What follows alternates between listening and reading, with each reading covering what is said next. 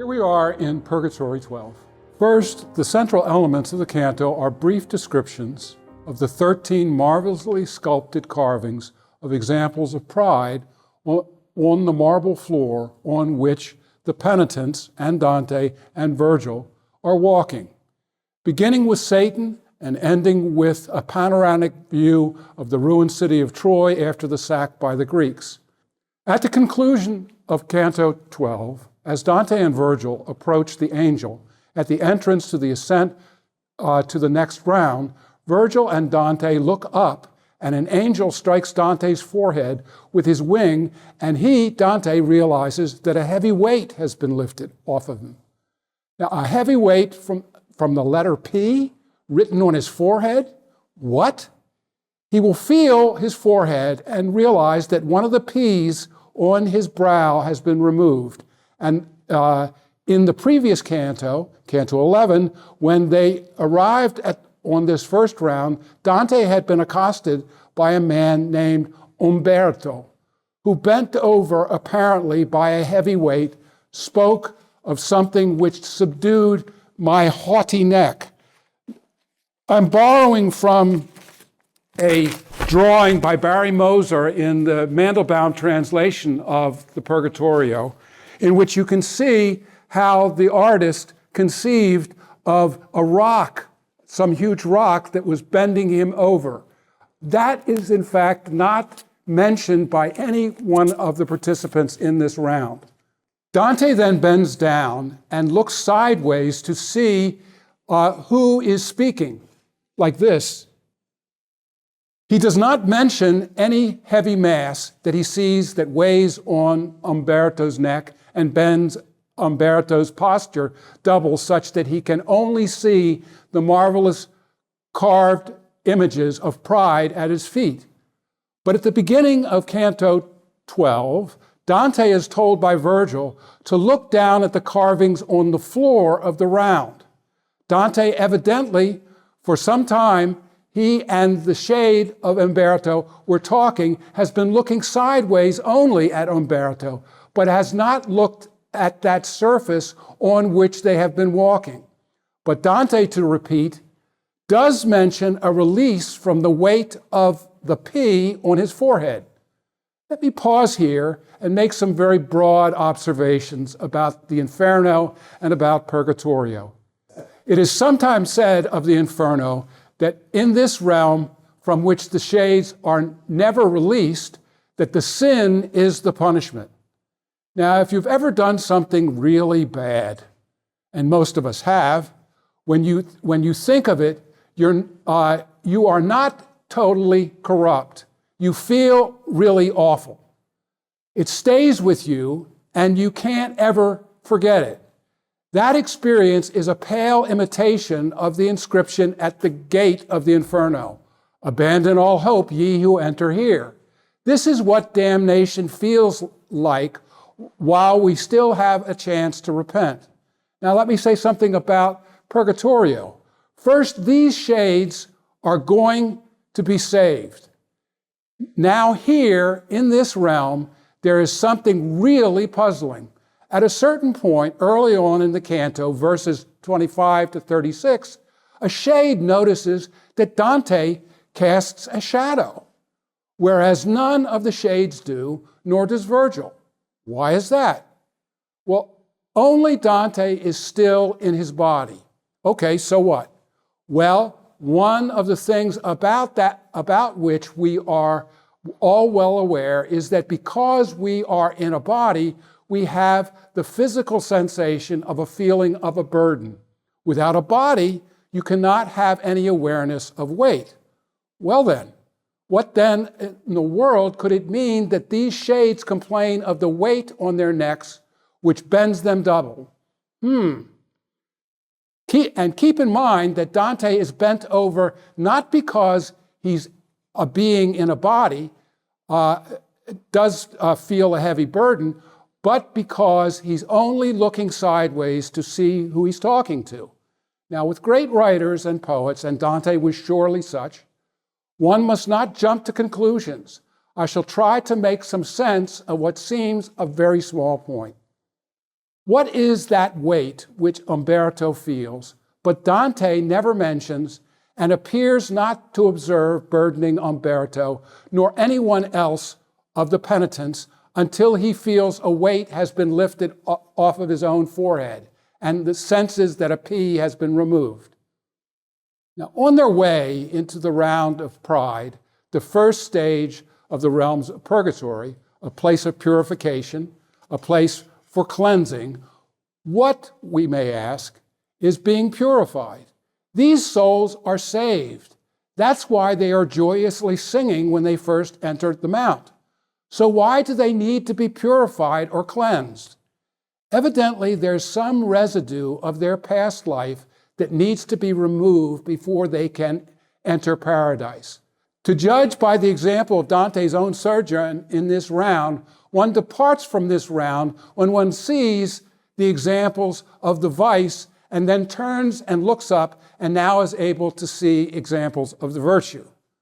Thus, to state the obvious, when after gazing constantly at the instances of the vice, pride, one looks up and sees the instance of the virtue, humility, one rises to the next level. Now, in Canto 12, Virgil directs Dante's attention to the pavement he's walking on, because he has been looking only sideways as he walks beside the bent-over penitent Umberto. The pavement on the round has magnificent carvings in the marble floor of vivid exemplars of pride, including first Satan falling from heaven, thereafter Nimrod at the ruin of the Tower of Babel, Niobe among her slaughtered remains of her children, the suicide of Saul upon Gibeah, and ending with Troy after the sack. Think of Book 2 of the Aeneid. In Canto 10, passing through the entrance to the first round, Dante saw on the interior wall of the mountain the examples of humility, the Virgin Mary at the Annunciation, David's enthusiasm at the entrance of the Ark of the Covenant into the temple, and Emperor Trajan's grant of the request of a poor widow. Canto 12 is chiefly devoted to a brief description of the 12 famous examples, which none of the shades Dante encounters on the first round have yet seen. Why not? Because they can only attend to the burden that forces them to look at what is at their feet. Let me pause here to remind you of some obvious differences between the Inferno and Purgatorio. First, consider the awareness of the passage of time. In the Inferno, there was no awareness of the passage of time. It's a place of eternal punishment. There is, so to speak, no time in the eternal. At best, there is only an awareness of the near coincidence of distinct events, like, for example, the earthquake that occurs about the time of the harrowing in Virgil's report of the entrance to the seventh circle. In Purgatorio, however, there is frequent notice given to the movements of celestial bodies.